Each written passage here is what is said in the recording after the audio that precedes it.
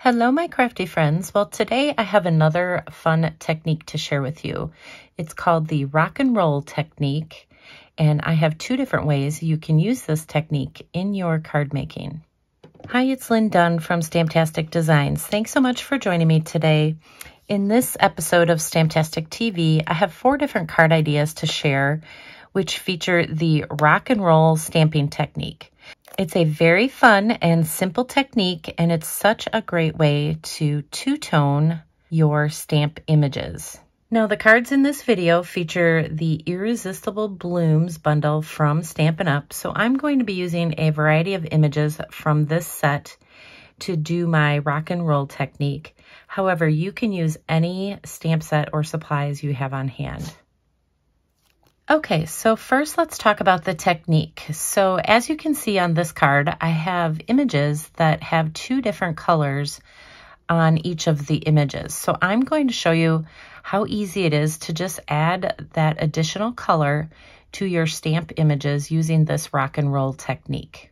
So for these cards, I'm just going to use a scrap piece of paper, and I'm going to show you how to do the rock and roll technique. I'm not going to take you through how to create each card. You can download the printable tutorial for that.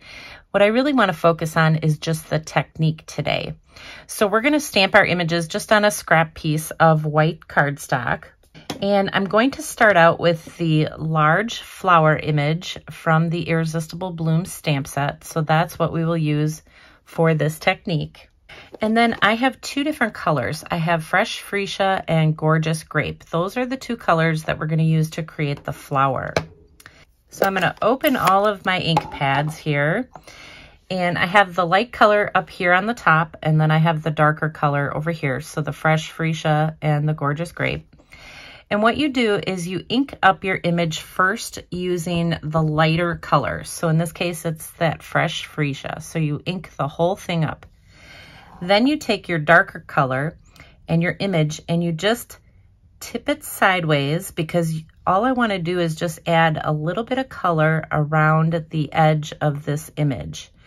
And we're just going to kind of angle it and just rock and roll it around. And then you can see that I have some darker color mixed in with the lighter color. And then you can just stamp the image on your paper. So it just kind of adds a little bit of color to the outside of the flower. All right, so I will show you this again. So you do need to clean your image off in between using this particular technique. So ink it up with the light color. And then if you want a heavier rock and roll on there, you can push it down a little bit farther and not angle your stamp as much. And then you get a little bit more color in there. So it just depends. You'll have to practice with it. It just really depends on how much of that second color that you want on your stamped image here. So the more you angle your stamp as you rock it, the less of that color you'll get on. And then of course the opposite is true. If you want more color on, then don't angle your stamp as much. Okay, so let me show you just a couple of cards that I created with this particular flower. So here is the first card. Just use that floral in the center here as my focal point. And then I have my little leaves, which is part of this particular bundle. And I'm going to show you how to do the leaves next. But that's one card idea. And then here is another card idea. Just some very simple card designs, because I really want you to focus on the technique. Okay, so now I'm going to show you how to use this technique with an image that is kind of irregular in shape. So the flower image is a little more circular. It's, a little easier to do that rocking motion with a more circular image, but you can still do the same thing with an image that is irregular. So for the leaves, I decided to use Soft Seafoam and Lost Lagoon. So those are the colors that I chose. You can use any colors that you want. So let's just open these up here. So it's the same concept. So we're going to ink it up with the lighter color. So that's the Soft Seafoam. And then instead of rocking it, I'm just kind of tapping different parts of this leaf on that darker color. So I found that if I rocked it, then I got way too much of the dark color. So if I just kind of tap different parts, it comes out really nice. So I just cleaned off the image, and we'll do it again just so you can see it. So I inked it up with that soft seafoam, and then I just kind of did some rocking and tapping on the image to add a different color, and then that's what it looks like. So there you go. It's super fun, and you just get a really fun two-toned look for your images. So let me show you the cards that I created. So of course you already saw these two, and then here is a third one, and you can see that I did that with the leaves on all three of these cards. I two-toned the flower and I two-toned all the leaves. So the second way that you can use this technique in your card making is to actually do the same type of thing with your greeting. You can two-tone any greeting that you have on hand. So let me show you how to do this. So I will again start with just a scrap piece of paper just to kind of show you the technique.